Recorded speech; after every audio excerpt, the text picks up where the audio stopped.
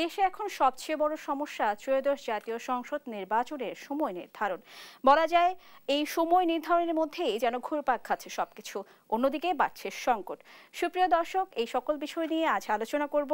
আমি রাবিয়া ইসলাম স্নেহা, আপনাদের স্বাগত জানাচ্ছি দেশ টিভির নিয়মিত আয়োজন দেশ সন্ধ্যায়। দর্শক, আমাদের এই চমৎকার আলোচনাটি এগিয়ে নিতে আমাদের সাথে দুজন সম্মানীয় অতিথি উপস্থিত রয়েছেন। একে একে পরিচিত হব তাদের সাথে। আমার প্রথমেই ডানে রয়েছেন অ্যাডভোকেট আবু হেনা রাজ্জাকি, আইনজীবী ও রাজনৈতিক বিশ্লেষক। এরপরেই রয়েছেন শামসুজ্জামান দুদু, ভাইস চেয়ারম্যান বিএনপি। আপনাদের দুজনকেই স্বাগত জানাচ্ছি আমাদের আজকের আয়োজনে। আমি প্রথমেই যেতে চাই শামসুজ্জামান দুদু আপনার কাছে। আমরা অনেকেই জানি গতকাল একটি বিষয় নিয়ে আলোচনা হয়েছিল, এই বিষয়টা এখন সর্বজনীন আলোচনার একটু কেন্দ্র। সেটা হচ্ছে আমাদের বর্তমান সরকার নির্বাচনের সঠিক রোডম্যাপ দিতে অনেকটা ব্যর্থ হচ্ছে, এমনটাই বলা হচ্ছে। সেই ক্ষেত্রে আপনি বলেছিলেন যদি তাই হয় আমরা রোডম্যাপ দিব। এই বিষয়টি নিয়ে যদি একটু আলোচনা করতেন। জি, আপনাকে ধন্যবাদ। রাজ্জাকি ভাইকে শুভেচ্ছা, আর যারা দেখছেন এই অনুষ্ঠানে তাদেরকে অভিনন্দন। শুরুতেই আমি শ্রদ্ধা জানাচ্ছি বাংলাদেশের স্বাধীনতার ঘোষক, যিনি বহুদলীয় গণতন্ত্র এবং বাংলাদেশের মর্যাদাকে যিনি সুপ্রতিষ্ঠিত করেছিলেন, শেখ জিয়া রহমানের প্রতি আমি শ্রদ্ধা জানাচ্ছি। গতকাল গেছিলাম খুলনাতে এই শহীদ জিয়ারই স্মরণসভায়। তার ভিতরে যে কথাটি আমি বলেছিলাম যে বিএনপি এবং অনেক রাজনৈতিক দল সুনির্দিষ্টভাবে একটি রোডম্যাপ তারা চাচ্ছে, আগামী নির্বাচনে কবে, কখন, কিভাবে করবেন সে ব্যাপারে আপনি একটি রোডম্যাপ দেন। যেমন স্বৈরতন্ত্রের পতন হয়েছে, গণতন্ত্র প্রতিষ্ঠিত হবে, এটাই স্বাভাবিক। আর গণতন্ত্রের উত্তরণের জন্য নির্বাচনের কোনো বিকল্প নাই, কোনো বিকল্প নাই। তো সমাজে, পরিবারে কিছু কিছু মানুষ থাকে খুব বিজ্ঞজন, খুব লেখাপড়া জানা, অনেক পণ্ডিততুল্য ব্যক্তি, কিন্তু কখনো কখনো সে সিদ্ধান্ত নিতে পারে না। যেমন নিজের মেয়েটি বড় হয়ে যাচ্ছে, নিজের ছেলেটি বড় হয়ে যাচ্ছে, তার একটা বিয়ে দেওয়ার দরকার, তার একটা সংসারী করার দরকার। জানে কোথায় মেয়ের জন্য পাত্র আছে, কোথায় ছেলের জন্য পাত্রী আছে, কিন্তু সে সিদ্ধান্ত নিতে গড়িমসি করে। একসময় দেখা যায় মেয়ে বা ছেলের বয়স অনেক পার হয়ে গেছে, শুধুমাত্র সিদ্ধান্ত গ্রহণের সিদ্ধান্তহীনতার কারণে এই ঘটনা ঘটে। অনেকে ব্যবসায়ী আছে যে তড়িৎ সিদ্ধান্ত নেয়, হয় লাভ নয় লোকসান, সিদ্ধান্ত নেয়।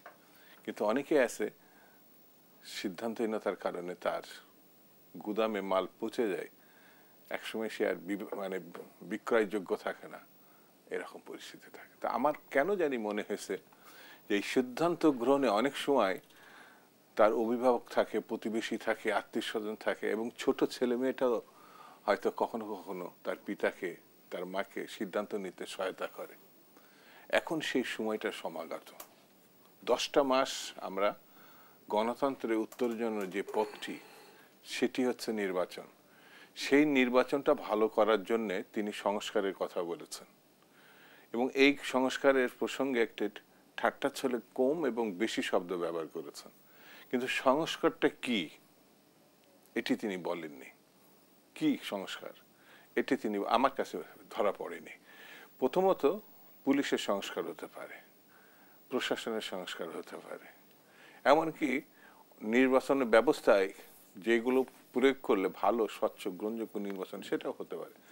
তো এইটা খুব বড় গোছের আমার কিছু মনে হয় না। এটা খুব বড় গোছে। যেমন লতিফুর রহমান জাস্টিস, বিচারপতি, উনি যখন ক্ষমতা নিয়েছিলেন, আমি যতটুকু আমার মনে হয়, উনি বসতে বসতে প্রশাসনের একটা বড় ধরনের ঝাঁকি দিয়েছিলেন 24 ঘন্টার মধ্যে। অর্থাৎ সেই ঝাঁকিটা আওয়ামী লীগ যখন পরাজিত হয় লতিফুর রহমানের নির্বাচন পরিচালনায়, তখন লতিফুর রহমান কিন্তু শেখ হাসিনা কর্তৃক মনোনীত প্রধান বিচারপতি ছিলেন। সে ঠিক বুঝতে পারেন নাই যে এই নির্বাচনে যে একটা দক্ষতার পরিচয়, আমি বলবো লতিফুর রহমান সাহেব এটা দিয়েছিলেন। তো আজকের যিনি প্রধান উপদেষ্টা, আমাদের 90-এর গণঅভ্যুত্থানের পরে আরেকজন প্রধান উপদেষ্টা তৈরি হয়েছিলেন প্রশাসনের এই বিচার অঙ্গনের জাস্টিস শাহাবুদ্দিন সাহেব। অর্থাৎ তিনি 90 দিনের মধ্যেই একটা নির্বাচন করেছিলেন। এখন 90 দিন মোটামুটি পার হয়ে গেছে, কিন্তু আমার কেন জানি মনে হচ্ছে তিনি সিদ্ধান্ত নিতে গড়িমসি করছেন। এই সাহস, এই দৃঢ়তা আমার কাছে মনে হয়েছে তার কোনো অভাব, হয়তো বা তার কেউ না কেউ প্রভাবিত করছে। তো এই জায়গাটা আমি তাকে সহায়তা করতে চাইছি যে ডিসেম্বর, 1 ডিসেম্বর, 16 ডিসেম্বর, অক্টোবরের অথবা নভেম্বরের যদি তার সঙ্গে আমি তো কালকে যে আপনি না মানলে আমি পারবো আপনাকেই ঘোষণা করতে হবে, সাংবাদিকরাই আপনাকেই ওই শব্দটা অমিট করে আমি ঘোষণা করে দিব, এই কথাটা রাখছে। তাতে আমি ভুলের কিছু দেখি না। আমি তো তাকে বলতে পারি, শিক্ষকই আমাকে বলতে পারে যে কবে পরীক্ষার দিন, যেদিন না হয় ভুল করে তো শিক্ষককে যদি আমি জানিয়ে দিই, স্মরণ করিয়ে দিই, তাহলে তো এটা ছাত্রের খুব অমূলক না। 84 বছর বয়স তো। আরেকটা জিনিস বলি, তিনি আসলে যে চেয়ারে বসে আছেন এটা রাজনৈতিক চেয়ার, প্রশাসনিক শীর্ষ একটা অবস্থান, কিন্তু তিনি তো আসলে ব্যবসাদার। তিনি একেবারে পুরোপুরি এনজিওর ব্যবসাদার, মানে সারা বিশ্বব্যাপী সামাজিক ব্যবসাটা তিনি ছড়িয়ে দিচ্ছেন, ব্যবসাদার। তো ব্যবসা মানেই লাভ লোকসান। তো ওই চেয়ারে বসে তিনি ইতিমধ্যে তার প্রতিষ্ঠানে 6 বছর কর রহিত করেছেন, এটা তিনি ভালো বোঝেন। তিনি ম্যান পাওয়ারের লাইসেন্স নিয়েছেন, জাপানে প্রায় 1 লক্ষ মানুষ নেবে, এখন খুব সহজেই গ্রামীণ ম্যান পাওয়ার এই চাকরিটা করতে পারে। হয়তোবা এটা মাথায় ছিল বলে আগে ভাগে তিনি ম্যান পাওয়ারের লাইসেন্স নিয়েছেন। আরো কিছু কিছু ব্যাপারে তিনি ইতিমধ্যে ওই চেয়ারে বসে, আমরা যারা জানি যে যে কোনো জায়গায় থাকলে সে পদ থেকে লাভজনক পদে থাকলে সে কিন্তু পদত্যাগ করে ওই শীর্ষ ব্যক্তি হয়। উনি কোনো জায়গাতে পদত্যাগ করছেন কিনা এটা ঠিক আমার জানা নাই। সেই জন্য আমি তাকে এই ধরনের এই মাত্রা মানুষ কিন্তু আমার কাছে বাংলাদেশে খুব বেশি নাই, 2-3 জন, যাকে নিয়ে বাংলাদেশ কেন দক্ষিণ পূর্ব এশিয়া অহংকার করতে পারে। সেই মানুষটা নষ্ট হয়ে গেলে, বিতর্কে যেতে হলে, অসম্মানিত হলে আমি সব থেকে বেশি অখুশি হব। কারণ পরবর্তী সরকার বা পরবর্তী অবস্থায় এই মানুষকে দিয়ে বাংলাদেশের স্বার্থ উদ্ধারের জন্য সারা বিশ্বে আমি ব্যবহার করতে পারি, কিন্তু তিনি হাসিনার পর্যায়ে যাক এটা তো আমি যাব না। অন্ততপক্ষে সেই জায়গা থেকে তিনি যেন একটু দূরে থাকেন, সেই ভাবনাটা আমার মধ্যে আছে। সেই জন্য আমি বলেছি আপনি না পারলে আমরাই ঘোষণা করব। তার মানে এই না আমি তাকে ঘোষণা করাবো। জনাব শামসুজ্জামান দুদু, আপনারা যদি ঘোষণা করেন তাহলে সেই নির্বাচনের রোডম্যাপ বা তারিখটা কোন দিন হতে পারে? ডিসেম্বরের মধ্যে যে কোনো একটা দিন হতে পারে। আপনাকে অসংখ্য ধন্যবাদ। আমি যেতে চাই অ্যাডভোকেট আবু হেনা রাজ্জাকি আপনার কাছে। আমরা যদি নির্বাচনের কথা বলি কিংবা যে কোনো রাজনৈতিক দলে যখন নির্বাচনের বিষয়টি তুলে ধরেন তখন সংস্কারের বিষয়টি চলে আসে। এখন প্রশ্ন হচ্ছে নির্বাচন বনাম সংস্কার, এই দুটো এমন একটি পর্যায়ে আমরা আছি কেন? কি মনে হয় আপনার? ধন্যবাদ আপনাকে, ধন্যবাদ আমার শ্রদ্ধাভাজন দুদু ভাই আর দেশ টিভির দর্শক শ্রোতা।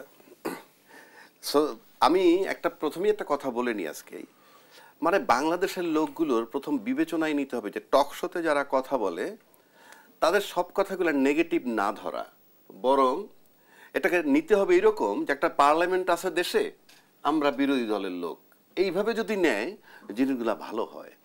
উনি কতগুলো কথা বলছেন, এটা ইউনূস সাহেব যদি ফলো করেন ওনার দৃষ্টিতে মঙ্গলজনক, তাই তো? আমি 5টা কথা বলবো, সেটাও তাদের ভাবতে হবে, ইভেন দুদুবেরও ভাবতে হবে যে সন্তোষজনক। তবে আজকে একটা বিশেষ দিন, 30শে মে, ফর গডসে। দেখেন, আমি বিএনপির রাজনীতির সাথে সম্পৃক্ত না, বাট পার্সোনালি জিয়াউর রহমান সাহেবের সাথে আমার একটা ব্যক্তিগত অ্যাটাচমেন্ট ছিল। এটা হয়তো বললে অনেকের কাছে অন্যরকম মনে হয়। আমি তখন কুমিল্লা ক্যান্টনমেন্ট ইস্পাহানি স্কুলে পড়ি, উনি গেছিলেন, আমি 2 মিনিট টাইম নিব, ওনার আমাকে আমি স্মৃতিচারণ করছি। উনি একবার আমাদের ভিজিট করতে গেলেন, তখন জেনারেল আমজাদ আহমেদ, তখন তার জেনারেল সাহেব না, তখন হলো ব্রিগেডিয়ার আমজাদ আহমেদ চৌধুরী, এই যে প্রাণ গ্রুপের যিনি, উনি ছিলেন জিওসি। আর জিয়াউর রহমান সাহেব জুনিয়র থাকলে উনি টপকে, উনি সিনিয়র হয়ে গেছেন ওনার যোগ্যতায়। উনি আমাদের ক্লাসে ঢুকলেন, আমাদের সাথে 5-7 মিনিট ব্যয় করছেন পুরো ক্লাসটায়। আমি তখন থেকে পার্সোনালি তার ভক্ত। এখন যদি বলেন বিএনপি করেন কি করেন না, সেটা অন্য জিনিস। তারপরে আমি 76 সালে, ওই বছরই উনি 76 সালে আমার ইস্পানিতে গেছে ক্যান্টনমেন্টে, আর ঢাকায় এসে আবার আমি বিজ্ঞান মেলায় একটা পুরস্কার নিতে গেলাম। তখন যত পার্টিসিপেন্ট ছিল সবাই লাইন ধরে বঙ্গভবনে ঢুকছে, এবং জিয়া রহমান হি ওয়াজ জাস্ট স্ট্যান্ডিং। আমার হয়তো মনে আছে একটু পা, কিন্তু ওনার পা দুইটা ঠিক আছে, একটু কার্ভ হয়ে দাঁড়াইতেন, মানে পাটা একটু ইয়ে করে, খুব স্টাইলিস্ট দাঁড়াইছে। আমরা একটা করে ওই প্যাকেট দিচ্ছে। আমাদের এখানে লেখা ছিল ইস্পানি পাবলিক কলেজ, কারণ তিনিও জিওসি ছিলেন এক সময় এবং আমাদের ক্যান্টনমেন্ট স্কুলের চেয়ারম্যান। সে আমাদেরকে দেখে আবার, ও ইউ আর ফ্রম ইস্পাহানি, খুব টাইট সে হ্যান্ডশেক করলো। আমরা 3 জন ছিলাম, 2 প্যাকেট করে দিয়েছে। মানে আমি স্মৃতিচারণ করলাম, কারণ তার যে অভিব্যক্তি এবং সে যে ক্রাইসিস টাইমে দেশটার দায়িত্ব নিছে। এবং আমরা যখন পরীক্ষা দিই হলের ভিতরে, হয়তো ওনারা ভাববে কি, তো হলের ভিতরে শুনছি জিয়া রহমান সাহেব মারা গেছে, পিন পতন শব্দ ছিল না। মানে তার ইয়েতে এত কষ্ট পাইছে, দলমত নির্বিশেষে, শিশু বাচ্চাও ফিলিংস কোত্থেকে কে জানে। এবার যেমন 24শে আগস্ট ইয়েতে বাচ্চারা ঘরে বসে বিদ্রোহ করছে, ওনার নাতি বা ওনার ছোট্ট বাচ্চা, মা আমি যাব, ঠিক একইভাবে সবাই টাচ করছে জিয়ার মৃত্যুটাকে। এই ফিলিংসটা আমি ভুলতে পারি না। বাট ওই জিয়ার সাথে যদি আমি ওনাকে মিলাই, মিলে না। ওই জিয়ার সাথে কাউকে মেলে না, ফর গডসে। এটার মানে এই না যে আমি দলটার বদনাম করছি। আমি বলছি জিয়া রহমান সাহেব এমন একজন ব্যক্তি ছিলেন, সেটাকে আস্তে আস্তে আস্তে আস্তে ডেটোরিয়েট করতে করতে কিন্তু আমরা একটা খারাপ জায়গায় চলে আসছি। ওইটা আমার ব্যথার জায়গা। But I respect Zia Rahman like anything. আমি কালকে এক টক শোতে আপনার এই বেগম খালেদা জিয়া তারেক জিয়ার কথা বলেছি, যাই হোক সেটা বিষয় না। আমি আমার শ্রদ্ধা তার প্রতি জ্ঞাপন করলাম।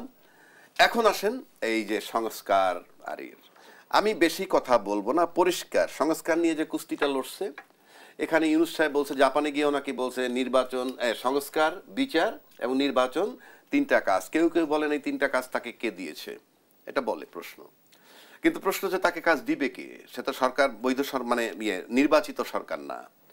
বাট সে 100% বৈধ সরকার, কারণ সাংবিধানিক ভাবে সে বসছে 106 অনুচ্ছেদের ফাইন্ডিংস মোতাবেক, এবং তাকে বানানো হয়েছে অন্তর্বর্তীকালীন সরকার। তো অন্তর্বর্তীকালীন সরকার বলতে আমাদের সংবিধানে কিচ্ছু নাই। 1, 2 তার ফাংশন কি কি করবে সেটাও বলা হয় নাই। রাজনীতিবিদ অনেকবার দেখা করেছেন, তারাও কিন্তু গিয়ে অ্যাসার্টেন করেন নাই উনি কি কি করবেন। এইটা সময়ের ব্যবধানে এসে এই জায়গাটায় ঠেকছে। আমি খুব সহজ করে দিচ্ছি, এমন কোনো রাজনৈতিক দল নাই যারা সংস্কারকে প্রেফার করে না। সেক্ষেত্রে সিম্পল, দুদুভাই যদি তার জীবনে 2বার প্রধানমন্ত্রী হয়, কথার কথা, আর কি লাগে? দুদুভাই যদি জীবনের একটা দলের 2 টার্ম প্রধান থাকেন 5 বছর করে, আর কি লাগে? কিংবা আমি যদি একটা দলে থেকে 2বার এমপি হই, আর কি লাগে? সুতরাং আমি বলছি, প্রতিটা দল যদি তার গঠনতন্ত্র, সবাই বলে আমরা ক্ষমতায় এসেই সংশোধন করব, এগুলোর উপরে ফেথ রাখা কোনো যুক্তি নাই, কারণ 53 বছরে সেটা হয় নাই। কিন্তু আজকে যদি আপনার গঠনতন্ত্রটা সংশোধন করে ফেলেন, আপনার কিরকম যে একই ব্যক্তি একই সময়ে দলীয় প্রধান এবং প্রধানমন্ত্রী হতে পারবেন না, কিংবা একই ব্যক্তি পরপর 2বার প্রধানমন্ত্রী, 2বারের বেশি প্রধানমন্ত্রী হইতেই পারবেন না। একই ব্যক্তি একই সময় দলীয় পদ এবং এমপি থাকতে পারবেন না, উপজেলা চেয়ারম্যান এবং দলীয় পদ রাখতে পারবেন। এই সিদ্ধান্তটা গঠনতন্ত্রে ঢুকান, ফর গডসে। আর কোনো সংবিধান লাগবে না। 1, 2 বাংলাদেশ আর কোনো স্বৈরশাসক তৈরি হবে না। সিম্পল এই ফর্মুলায় করুক এবং তারপরে নির্বাচনে চলে যাক। দ্বিতীয় কথা হচ্ছে, দুদুভাই একটা ব্যাখ্যা দিলেন যে ফর্মই বলুক, উনি বলছিলেন নির্বাচনী তফসিল আমরা দিব, সেটা উনি ব্যাখ্যা দিচ্ছেন, এটা উনি এভাবে বলেন নাই।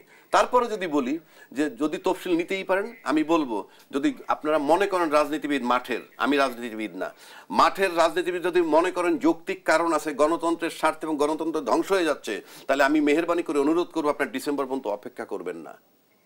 কারণ আপনার দেশের কর্ণধার, গার্জিয়ান, এখন বিএনপি হল রাজনৈতিক মাঠের সবচেয়ে বড় স্টেক হোল্ডার, এবং সেই স্টেক হোল্ডার যদি দেখে যে এই দেশের ক্ষতি হবে, ভাই আমার কোনো আলাপের প্রয়োজন নাই, জাস্ট আপনি মাঠে নেমে তাকে তাড়িয়ে দিবেন, কারণ আমি দেশটাকে ভালোবাসি। ইউনূস সাহেব দেবতা না, মঙ্গল গ্রহের না, ইউনূস সাহেবেরও ভুল হইতে পারে। এবং আমার প্রশ্ন হচ্ছে, যদি আপনি তাকায় তাকায় ক্ষতিটা দেখতে পারবেন না, কারণ আপনারা জনগণকে রিপ্রেজেন্ট করেন। I am an individual.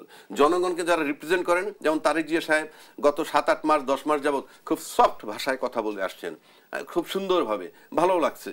কিন্তু এবার দেখলাম উনি একটু কঠিন হয়ে গেলেন, হয়তো ওনার কাছেও কোনো ইনফরমেশন বা আছে, এবং উনি যে কঠিন হয়েছেন সেটাও আমি অ্যাকসেপ্ট করেছি। আমার প্রশ্ন সিম্পল, দেশকে ভালোবাসেন, জনগণকে ভালোবাসেন, সেই স্বার্থে যদি মনে করেন যে ইয়েস নির্বাচন কিসের ডিসেম্বর, আরও আগে দরকার, তাহলে সেটাই করবেন। আমি মনে করি সেটাই উচিত। আর তা না করলে কিন্তু আমি ব্যক্তিগতভাবে দুদু ভাইয়ের সাথে দেখা হলে বলবো, যদি ভোট নিতে আসে, ভাই ভোট নিতে আসেন, দেশের সর্বনাশ তো ডিসেম্বর পর্যন্ত অনেক করছে এবং সেটা আপনার তাকায় তাকায় দেখছেন। রাষ্ট্র আপনার কাছে কি গ্যারান্টি আছে আপনার কাছে যে রাষ্ট্র আপনার কাছে নিরাপদ থাকবে? আমি সেই যুক্তিটা চাই এবং মাঠে নামুক, তাতে আমার আপত্তি নেই। তৃতীয় দফায় আসেন আপনি, এই যে সংস্কার লাগবে না বললামই। আরেকটা কথা উনি বলছেন যে দুদু ভাই, যে ইউনূস সাহেব অপমানিত হোক কিংবা উনি ওনার মান সম্মানটা ঘাটতি হোক, এটা উনি চান না। এটা, আর আমি মনে করি যে ইউনূস সাহেব যদি লোভী হিসাবে এসে, ওই কথা আছে সে গ্রামীণ নিছে তো 666 কোটি টাকার, আমি 666 কোটি টাকা নিয়ে আমি প্রথম বিতর্ক করছি এবং সেটা কি ইউনূস সাহেব যে লয়ার মামলা, যে যা বিচারপতি রায় দিছিল সেই বিচারপতি সুমোটো ফাইলটা নিয়ে তারপরে সেই রায় প্রত্যাহার করছে এবং সুমোটো করছে। সেক্ষেত্রে আমি বলবো যে ওই বিচারক কিভাবে করলেন সেটা প্রশ্ন থাকে, সেটা আমরা আলাপ করতে চাই না, যেহেতু রায় হয়ে গেছে, আদালত আমরা এখানে আনতে চাই না। কিন্তু এখন আসেন নির্বাচনের তারিখের যে প্রসঙ্গটা, কেন সেই তারিখ নিয়ে লড়াই, সেটা আমি জানি না এই মুহূর্তে সময় আছে কিনা, না বিরতিতে আপনি যাবেন? আমি এই প্রশ্নটা নিয়ে আপনার কাছে আরেকবার আসব। আমি একটি প্রশ্ন রাখতে চাই শামসুজ্জামান দুদু আপনার কাছে। প্রশ্নটি হচ্ছে, যেসব রাজনৈতিক দল এই মুহূর্তে আছে তারা সবাই কিন্তু গত 15 বছর ধরে বা 17 বছর ধরে একটি সুষ্ঠু নির্বাচনের কথাই বলছিল, আন্দোলনও করেছিল, কিন্তু আজকের সময়তে এসে বিভিন্ন দলের বিভিন্ন মত কেন, কিংবা নির্বাচন নিয়ে এত সংকট কেন? আমি একটি বিরতি নিব, বিরতির পর প্রশ্ন উত্তরটি জেনে নিব। সুপ্রিয় দর্শক, এই পর্যায়ে নিয়ে নিচ্ছি ছোট্ট একটি বিরতি, কোথাও যাবেন না, সঙ্গে থাকুন, ফিরব আলোচনায়। সুপ্রিয় দর্শক, আবারও আমন্ত্রণ জানাচ্ছি দেশ টিভি নিয়মিত আয়োজন দেশ সন্ধ্যায়, ফিরব আলোচনায়। আমি যেতে চাচ্ছি শামসুজ্জামান দুদু আপনার কাছে, যে প্রশ্নটি রেখে গিয়েছিলাম, প্রশ্নটির আলোকে আপনি বিশ্লেষণ করুন প্লিজ। চমৎকার প্রশ্ন করছেন এবং গুরুত্বপূর্ণ এই সময়ের জন্য। বাংলাদেশ গণতন্ত্রের জন্য একটা মুক্তিযুদ্ধ করেছে, একসাগর রক্ত দিয়েছে। দক্ষিণ পূর্ব এশিয়া না, সারা বিশ্বে স্বাধীনতা অর্জনের জন্য রক্ত দিয়েছে এবং স্বাধীনতা অর্জন করেছে। এরকম অনেক উদাহরণ পাওয়া যাবে না। রক্ত দিয়েছে কিন্তু শেষ পর্যন্ত স্বাধীনতা অর্জন করতে পারে নাই। আবার স্বাধীনতা অর্জন করেছে, যুদ্ধ করে নাই, যেমন পাকিস্তান, যেমন ভারত। এই ধরনের অসংখ্য আছে যারা দ্বিতীয় বিশ্বযুদ্ধের পরে ব্রিটিশরা পরাজিত হয়েছে বলে তারা ছেড়ে গেছে তাই না, তারা বুঝছে যে আর থাকা যাবে না, সেই জন্যই তারা স্বাধীনতা দেশে দেশে দিয়ে তারা চলে গেছিল। তার মধ্যে পাকিস্তান স্বাধীন হলেও জাতিগোষ্ঠী হিসাবে অর্ধেকেরও বেশি ছিল বাঙালি মুসলিম। সেই বাঙালি মুসলিম সঙ্গে তারা যা প্রাপ্য সেগুলো তারা দেয় নাই, যা শ্রদ্ধার, যা ভালোবাসা সেটা তাদের কাছ থেকে পায় নাই। সেই জন্যই পাকিস্তান ভেঙে গেছে, এবং ভেঙে গেছে শুধু শুধু না, যুদ্ধের মধ্য দিয়ে। তা এই যে যুদ্ধের মধ্য দিয়ে হলো, সেটি স্বাধীনতা এবং গণতন্ত্রের জন্য। এবং আজকে যে মানুষটার কথা আমরা দুজনেই আলোচনা করলাম, স্বাধীনতা ঘোষণা, তিনি তখন রাজনৈতিক ব্যক্তিত্ব না। রাষ্ট্রবিজ্ঞানে একটা ব্যাপার আছে, তাৎক্ষণিকভাবে যে সিদ্ধান্ত নিতে পারে এবং সেই সিদ্ধান্ত সঠিক হয়, সেই নেতা রাষ্ট্রবিজ্ঞানের। এটা আমরা যখন ইন্টারমিডিয়েটে সিভিক্স পড়ছি, পৌরনীতি, সেখানে আমরা জেনেছি। জিয়া রহমানের স্বাধীনতা ঘোষণাটা হচ্ছে, তিনি তার নেতৃত্ব সেই দিনই ইতিহাসের মহানায়ক হয়ে গেছে। ওই যে একটা বললেন না, বিভিন্ন দল বিভিন্ন মত নির্বাচনের প্রশ্নে এখন দিতে পারে। আমি যদি জানি আমার ভোটার সংখ্যা নাই, কিন্তু আমি জাতীয় ব্যক্তিত্ব, তো ভোট হয়ে গেলে আমি পার্লামেন্টে যেতে পারবো না, এটা এই বোধটা যদি থাকে কারুর, তার কাছে ভোটটা খুব গুরুত্বপূর্ণ না। যেমন আমরা দুইজন কথা বলছি না টকশোতে, এটিও সারা বিশ্বে, দেশে না, যারা অনলাইনেও দেখবে, তারা কিন্তু আমাদের মতামতটা, আমি ওই পার্লামেন্টে স্বীকৃত জায়গায় গিয়ে আমি কথাটা বলি নাই, আইনগত দিক থেকে ওই কথা ওইভাবে আমরা বলতে পারি না, কিন্তু আমার কথা তো বলেছে। যে কোনো ফোরামে যে কোনো মানুষ কথা বললে, তো সেইটা সব থেকে বড় ফোরাম হচ্ছে পার্লামেন্ট, স্বীকৃত। সেখানে আইন প্রণয়ন করা হয়, বিভিন্ন বিষয়ে আলাপ করা হয়। সেই আইন প্রণয়ন, উনি তার আইনজীবী, ডাক্তার, ইঞ্জিনিয়ার বা বিভিন্ন কিছু কিছু পেশা আজকাল খুব বড় করে দেখা হয়, কিন্তু বিপদে পড়লে পরে তারাও আইনজীবীর কাছেই আসে। তখন আইনের ব্যাখ্যাটা স্বীকৃতভাবে তারা দিতে পারে, এমনকি তাদের যে ফোরাম আদালত সেখানে দিতে পারে। কিন্তু সেই বড় ফোরামটা হচ্ছে পার্লামেন্ট, সেটা শূন্য, বিরাট কর্মচারী, বিভিন্ন বিল্ডিং সবকিছু সেখানে আছে, কিন্তু এখন আইন প্রণেতা নাই। আমাকে যদি কোনো আইনের দরকার হয় সেটা অডিয়েন্সের মাধ্যমে করতে হবে। হয় আমি যুদ্ধ করেছি গণতন্ত্রের জন্য, এমনকি 24 সালে যারা শহীদ হয়েছেন, আমি আল্লাহর কাছে তাদের মাগফিরাত কামনা করি, আল্লাহ যেন তাদের বেহেশত দেয়। এইসব ছোট ছোট ছেলে মেয়েরা, এমনকি শিশুরা যার মায়ের কোলে বাপের কোলে দেখতে গিয়েছিল, দেখতে গিয়ে মানে ওই উৎসবে তারা যোগ দিতে গিয়েছিল।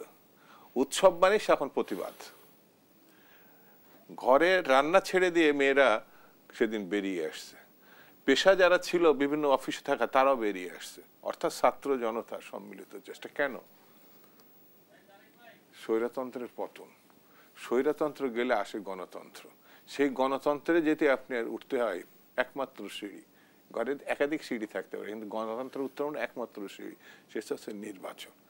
এখন ওই যে আমি ব্যাখ্যা দিলাম, যার পক্ষে সম্ভব না সে নির্বাচন কতটা গুরুত্বপূর্ণ, সে যে বিরোধিতা করছে এমন না, অত গুরুত্বপূর্ণ মনে করছে না। এখন অনেক দল আছে যার নিবন্ধনই হয়নি, অথবা নিবন্ধন ছিল এখন নাই। যেমন জামাত একসময় বিএনপি ধানের শীষ নিয়ে নির্বাচন করেছে, এবং বিএনপির সঙ্গে থাকলে 18-19টা সিট পায়, বিএনপির সঙ্গে না থাকলে 2টা থেকে 3টা সিট পায়। এটা মানে ইতিহাসে ধারাবাহিক, আমি তাদের ছোট করছে না। কিন্তু এই দলটি হচ্ছে বাংলাদেশের সমসাময়িক সময়ের সব থেকে পুরাতন দল। ব্রিটিশ ভারতে এই দলের জন্ম, এমনকি আওয়ামী লীগের থেকেও সে পুরাতন দল। কিন্তু ইতিহাসে ধারাবাহিকভাবে সব সময় সব ক্ষেত্রে বড় বড় ভুলগুলো তারা করে এসছে। যেমন পাকিস্তান আন্দোলনে তারা ছিল না, বাংলাদেশের মুক্তিযুদ্ধে তারা ছিল না, এমনকি 24-এর গণঅভ্যুত্থানের ভিতরে ছোট বড় অনেক ঘটনা আছে। 24-এর গণঅভ্যুত্থানের পরপরই তারা বলেছে আমরা আওয়ামী লীগকে মাফ করে দিলাম। যখন ব্যাপক সমালোচনা আসছে তুমি মাফ করার কে, তখন বলেছে এটা আমরা প্রত্যাহার করলাম।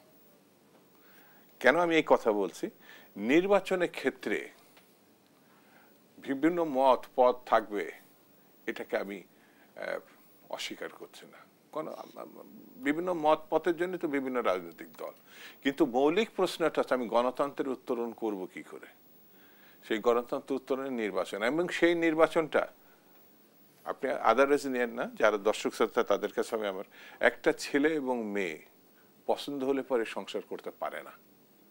এই সংসারে বৈধভাবে থাকতে হলে পরে আইন মেনে তাদের বিবাহ বন্ধনে আবদ্ধ হয়ে তাদেরকে সংসার করতে হয়। এটা আমাদের সামাজিক বৈশিষ্ট্য।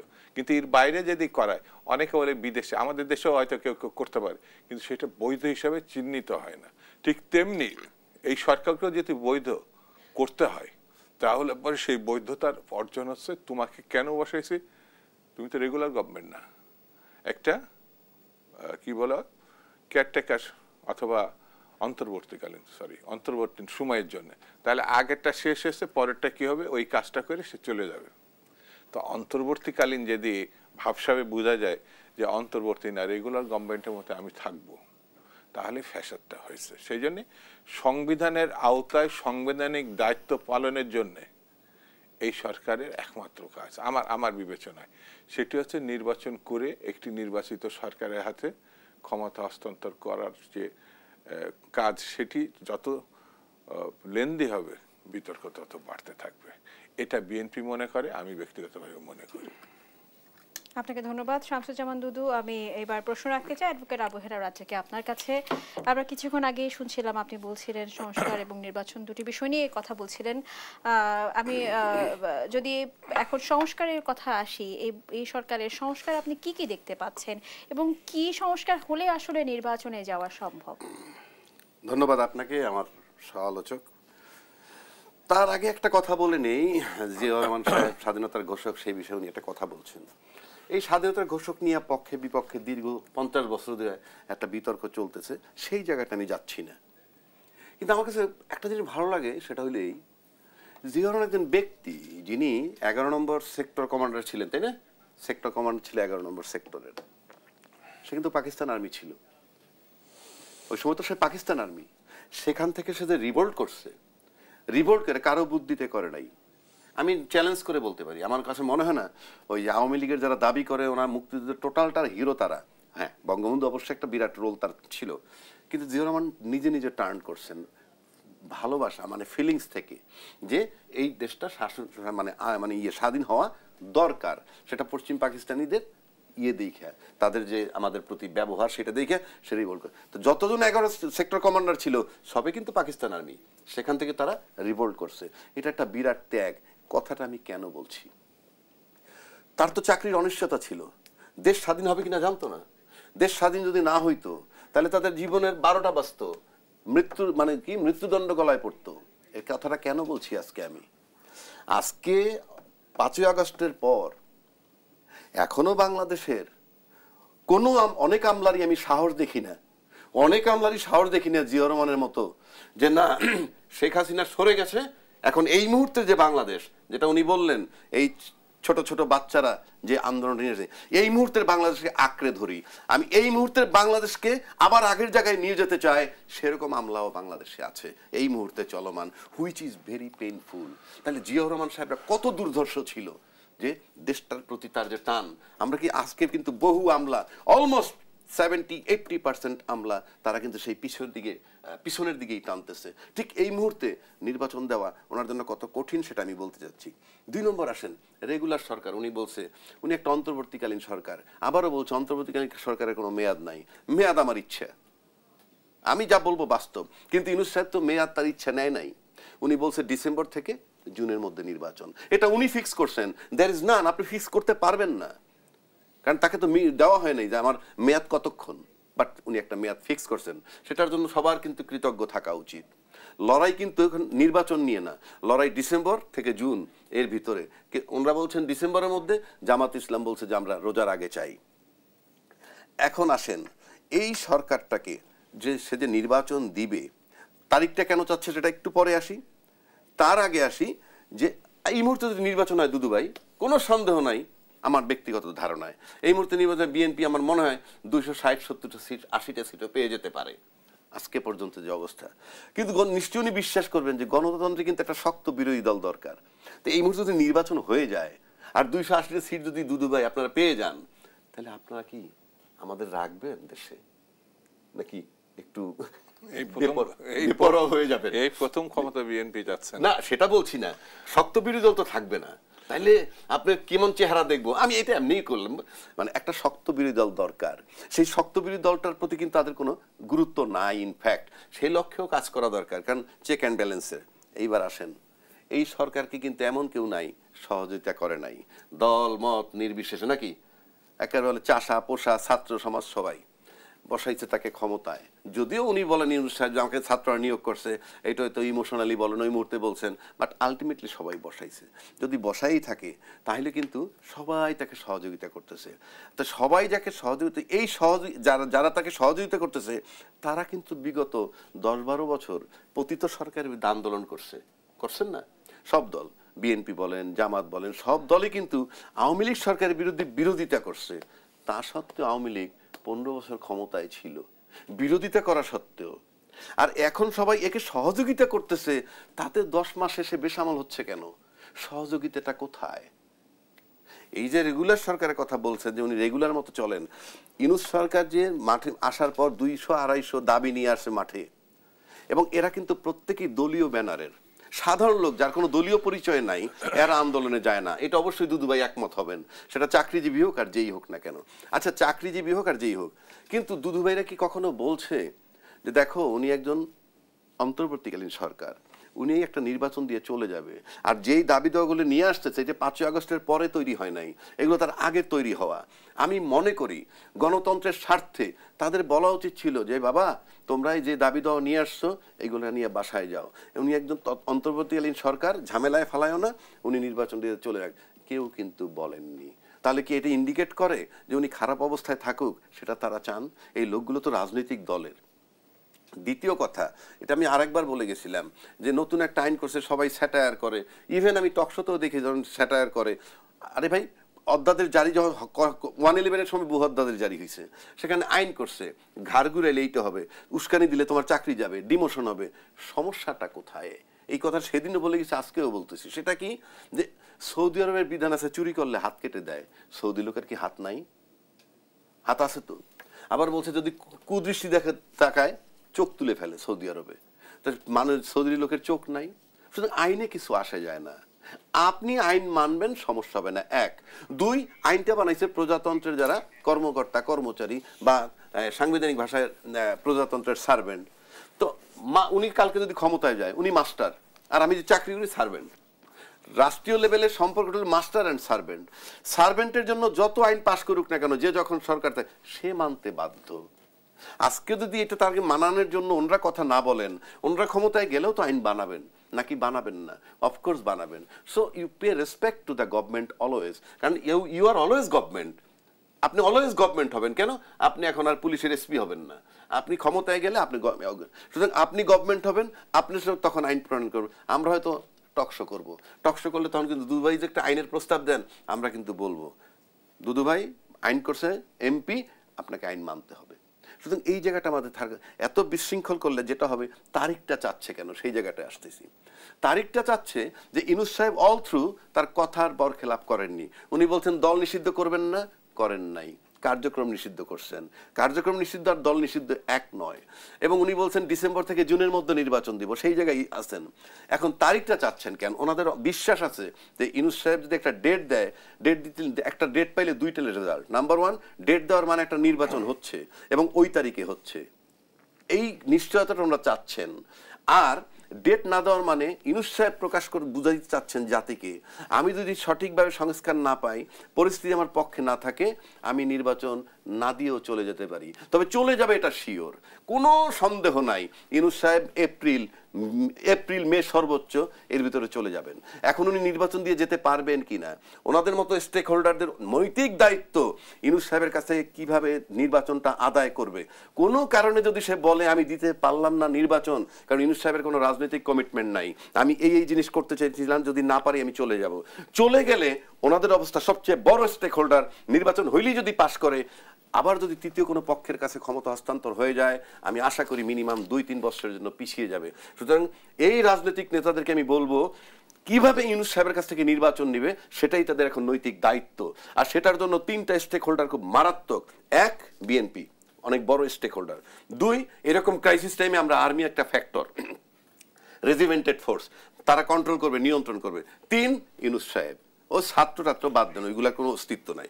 এই 3টা স্টেক হোল্ডারের একটা সমন্বয় সমঝোতা হতে হবে, যদি না হয় নির্বাচন অনিশ্চিত। আপনাকে অসংখ্য ধন্যবাদ অ্যাডভোকেট আবু হেনা রাজ্জাকি। সুপ্রিয় দর্শক, এই পর্যায়ে নিয়ে নিচ্ছি ছোট্ট একটি বিরতি, কোথাও যাবে না, সঙ্গে থাকুন। সুপ্রিয় দর্শক, আবারও আমন্ত্রণ জানাচ্ছি দেশ টিভির নিয়মিত আয়োজন দেশ সন্ধ্যায়। আমরা ফিরবো আলোচনায়। আমি এই মুহূর্তে যেতে চাচ্ছি শামসুজ্জামান দুদু আপনার কাছে।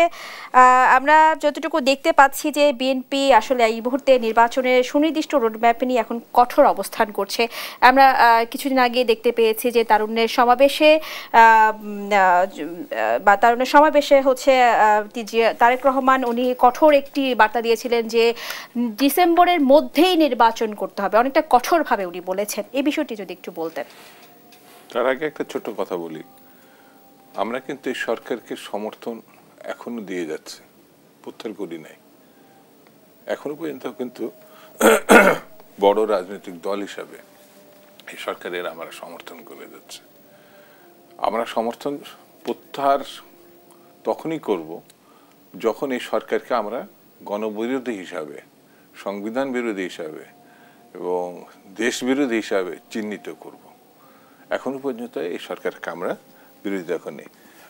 এই সরকারের কোনো কমিটমেন্ট নাই, মানে যেটা আলোচনার ভিতরে রাজ্যকে ভাই বললেন। তা আমার কাছে মনে হয়েছে এর কমিটমেন্ট আছে, কারণ স্বৈরতন্ত্রের পতনের পরে তাকে মুখে বলতে হবে না, তাকে আনা হয়েছে গণতন্ত্রের উত্তরণের জন্য, স্বৈরতন্ত্র ফিরিয়ে আনার জন্য না। এখন যদি সেই কাজটি তার চাল চলন সিদ্ধান্ত ভূমিকার জন্য প্রমাণিত হয়, তখন সেটা তখনকার বিষয়। আমার কাছে মনে হয় বাংলাদেশের রাজনীতিতে, যেটা আপনি 53-54 বছর ইতিহাস দেখেন, সেখানে আপনি গণতন্ত্রের সঙ্গে যুদ্ধ ঘোষণা করেছেন, যত বড় ব্যক্তি হন না কেন গণতন্ত্রের সঙ্গে যুদ্ধ ঘোষণা করেছে, আলটিমেট তার পরাজয় অবধারিত। শেখ মুজিবকে আপনি ছোটভাবে দেখার কোনো সুযোগ নাই। আপনি ৭১-এর মুক্তিযুদ্ধ ২৫শে মার্চ পর্যন্ত শেখ মুজিবই ছিলেন, কিন্তু তিনি স্বাধীনতার ঘোষণা এবং মুক্তিযুদ্ধে অংশগ্রহণ, তিনি জীবনে অনেকবার জেল খেটেছেন, কিন্তু ওই সময় তিনি গ্রেপ্তার বরণ করাটা মানুষ ভালোভাবে নেয় নাই। এবং মুক্তিযুদ্ধ উনি শুনেছেন একেবারে গল্প শোনার মতো। আর ৭২ পরবর্তীতে ক্ষমতা গ্রহণের পর তার জন্য ভালো কিছু বই না, কারণ তিনি গণতন্ত্রের বিপক্ষে অবস্থান করেছেন।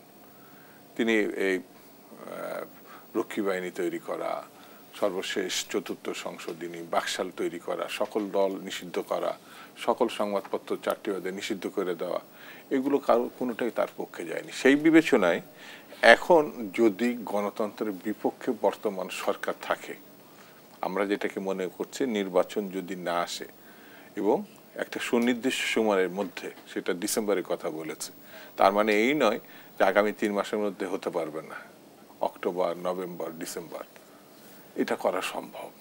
সেই জন্যে একটা টাইম ফ্রেম আমরা তুলনামূলক উল্লেখ করেছি, ৩ তারিখ উল্লেখ করিনি, কিন্তু আমরা উল্লেখ করেছি এই সময়ের মধ্যে। শুধু আমরা না, অধিকাংশ রাজনৈতিক দল, ২-১টি বাদে। কেন বলছি? ইতিমধ্যে ৫২টি দলের প্রসঙ্গ এসছে। আর যাদের নিবন্ধন নাই কিন্তু সরকারের সঙ্গে ঘেঁষাঘেঁষি আছে, তাদের কথা আমি এখানে উল্লেখ করতে চাই না।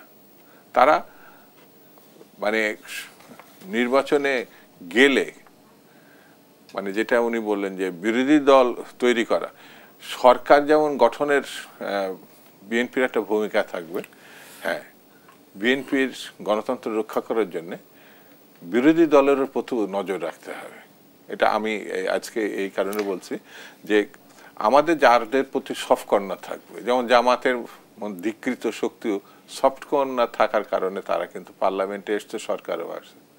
এখন তাদের অবস্থা কি দাঁড়াবে তারা নিজেরাও জানে। সেই জন্য আগামী দিনে গণতন্ত্র প্রতিষ্ঠার জন্য আমার কাছে মনে হয় সরকার যত দ্রুত সিদ্ধান্ত নিতে পারবে তত দেশের জন্য, সরকারের জন্য, সাধারণ মানুষের জন্য ভালো হবে। আপনাকে অসংখ্য ধন্যবাদ জনাব শামসুজ্জামান দুদু। আমি যেতে যাচ্ছি অ্যাডভোকেট আবু হেনা রাজ্জাকে আপনার কাছে সংক্ষিপ্ত আকারে একটু জানতে চাইবো, সেটি হচ্ছে যে সরকার বলছেন ছোট সংস্কার, বড় সংস্কার, মাঝারি সংস্কার, এই বিষয়টা নিয়ে আপনি একটু আলোচনা করবেন। আসলে সঠিক সংস্কার কোনটি? না, বিষয়টা হচ্ছে যে এটা তো আমি যদি এখন তারেক জিয়া সাহেবের রেফারেন্স, উনি কিন্তু বলছেন কথিত, বলছে না কথিত সংস্কার। এখন বিষয়টা হচ্ছে যে দেশটা এখন যে জায়গায় যাচ্ছে আমার কাছে খুব কঠিন। আমি তো সংস্কার নিয়ে বললামই, যদি আপনার দলীয় গঠনতন্ত্র ঠিক করে ফেলেন, কোনো দলের গণতন্ত্র নাই, যেহেতু আপনার দলে গণতন্ত্র নাই তাই সংবিধানে ঠিক করতে হচ্ছে। আর দলের ভিতরে গণতান্ত্রিক চর্চা গঠনতন্ত্রে থাকতো তাহলে এত কিছু লাগতো না, যেটাকে আমি বলছি একটু আগে যে 2 টার্মের বেশি প্রধানমন্ত্রী, 2 টার্মের বেশি প্রধান, এইগুলি থাকতে পারবে না। যদি করে নেয় কোনো সমস্যা হয় না। এখন যেহেতু এটা করে নাই, কাজে রাষ্ট্রের দিকে তাকায় থাকতেছে। এখন ইউনূস সাহেব, একটু আগেও বলছি যে উনি ওনার মেয়াদ কতক্ষণ এটা কেউ নির্ধারণ করে দেয় নাই। সুতরাং উনি যদি মনে করেন যে উনি বলছেন যদি অল্প সংস্কারে রাজি হয়, এই রাজি হওয়াটা কি? রাজি হওয়াটা তো টেবিলে সব পলিটিক্যাল পার্টির, এতে আমি অন্তত এই মুহূর্তে 3টে স্টেক হোল্ডার যদি রাজনৈতিকভাবে আসেন, ওনার দলে যদি আরো 20টা দল যোগ দেয়, ওই 20টা দল হবে 40 জন লোক, সভাপতি, সেক্রেটারি, তাই না? এর বাইরে কোনো লোক নেই। ওনার দলে যোগ দিবে, খালি সংখ্যা কইতে পারবেন। আবার এদিকে জামাত ধরেন, আবার বা সিপিবি যারা ওই যে মানে ইউনূস সাহেবের ঘেঁষা একটু আছে, সেক্ষেত্রে এদের কিছু লোক থাকলেও তারপরে যারা যোগ দিবে ব্যক্তি সর্বস্ব। কাজে এইগুলা কোনো ইস্যু না। ইস্যুটা হচ্ছে এইখানে যে উনি যদি নির্বাচন 30শে ডিসেম্বর 31শে ডিসেম্বর চায়, তাহলে ওনাকে সেপ্টেম্বরে কঠিন আন্দোলনে যাইতে হবে তফসিলের জন্য। ঠিক তখন যদি যারা আবার বলতেছে সংস্কার আগে, বিচার আগে, তারপরে নির্বাচন, তারা যদি মাঠে এসে বলে ওগুলো হয় নাই, সুতরাং আগে ওই সংস্কার বিচার করতে হবে, একদম মুখোমুখি হতে যাচ্ছে বাংলাদেশের বিভিন্ন রাজনৈতিক স্টেক হোল্ডাররা। সবশেষে এটা রিপিট করছে, আবার ওই 3টে স্টেক হোল্ডার তাদের একত্র আবু হেনা রাজ্জাকে ধন্যবাদ জানাচ্ছি। আর একবার শামসুজ্জামান দুদু আপনাকেও। সুপ্রিয় দর্শক, আমাদের দেশ সন্ধ্যা এই পর্যন্তই ছিল। দেখা হবে পরবর্তী পর্বে, থাকবো নতুন কোনো বিষয় নিয়ে, নতুন কোনো আলোচনায়। সে পর্যন্ত ভালো থাকুন, সুস্থ থাকুন। ধন্যবাদ সবাইকে।